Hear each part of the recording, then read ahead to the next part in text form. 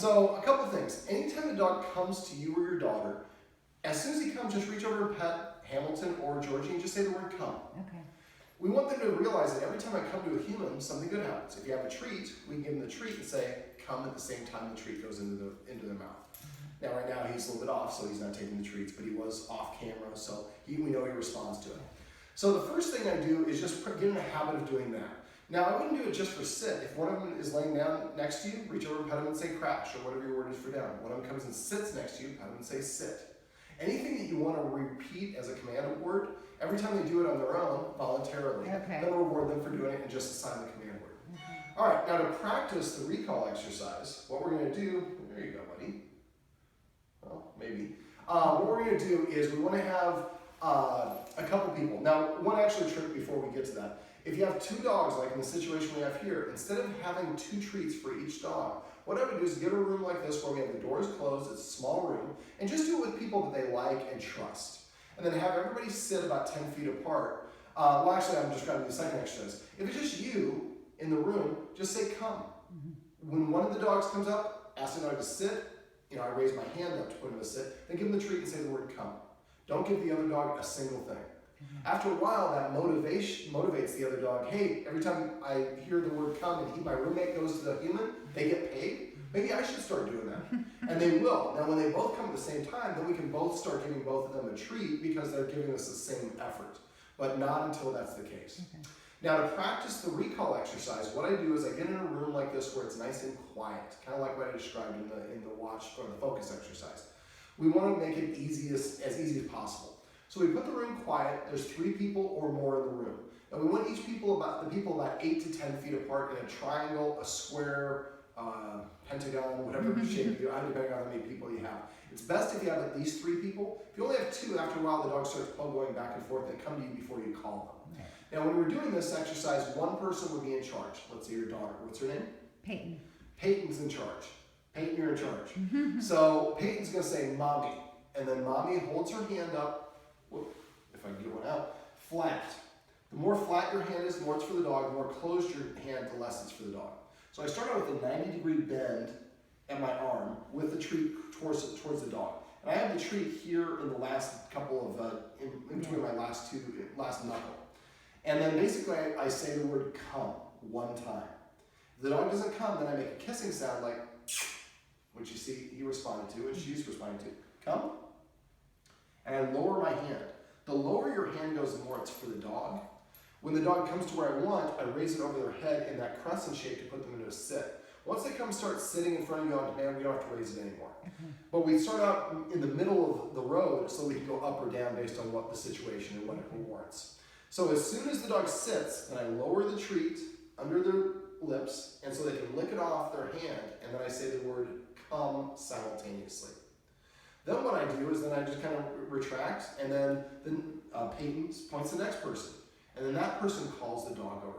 We have Peyton or one person in charge because we don't want the dog to have 2 people calling the dog at the same time. Right. Now let's say the dog that Hamilton sat here and they got a treat for me, and then Peyton calls the dog next, and the dog just sits here. Well, David's got treats. I'm going to sit here with David. Right. Well, what I would do then is I cross my arms and I look off to the side and I become uninteresting. Right. I don't scold the dog. I don't tell him to go away. Right. There's nothing here for you.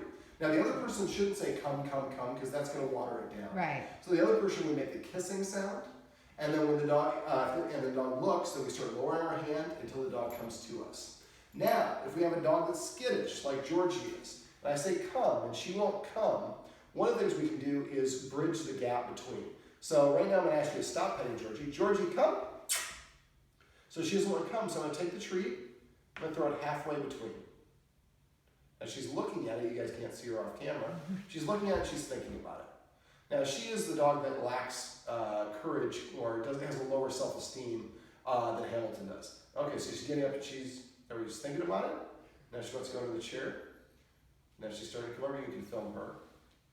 So you see how slowly she's going, but she did it on her own regard. Now I would have said the word come the second it touched her lips if I wasn't narrating. And that one's, I felt a little bit too close to me. She's thinking about it, but I'm making it easier for her. If I can throw these properly. I want to get it halfway between her and me. There we go. Now when she's approaching like this, I shouldn't be talking. I'm doing it kind of in a calm voice, but I definitely should not be moving. That would throw her off, and that would tell her that when I approach him, something bad is about to happen. So I let her take the treats. Now I normally, if this was your Peyton, then I would hold the treat here, so when she comes halfway, she's able to come the rest of the way to get a treat. Right now this is too much for her, and that's okay. We don't want to force the dog to come. A lot of people, at times we pull and we force the dog. That will make it worse, the dog not wanting to come. Yeah. Also, I see a lot of people at dog parks are like, Hamilton, come. Hamilton doesn't come. Hamilton, come. Hamilton. Like a minute later, you're like, Hamilton, get your butt over here. Well, it doesn't make Hamilton feel like coming to you, number one. And then he finally does come to us, and we chew them out. I told you something, come and tell it. Well, when I did come, you chewed me out. Yes. Well, that's going to make me less inclined to come in the future. So if you had to, didn't come, it finally did come, be very nice, come. If you don't have a treat, just pet him in his favorite spot. Let him know that you appreciate him coming. I know it's not what you want him to come on the first time, but the more you do this, the more inclined he's going to be to come, because every time he comes, something good happens. And I'm more inclined to do so. So we can motivate a dog, but we always have to let the dog do the work. If we try to do the work for them, they're not learning, and as a matter of fact, they usually will build up resentment.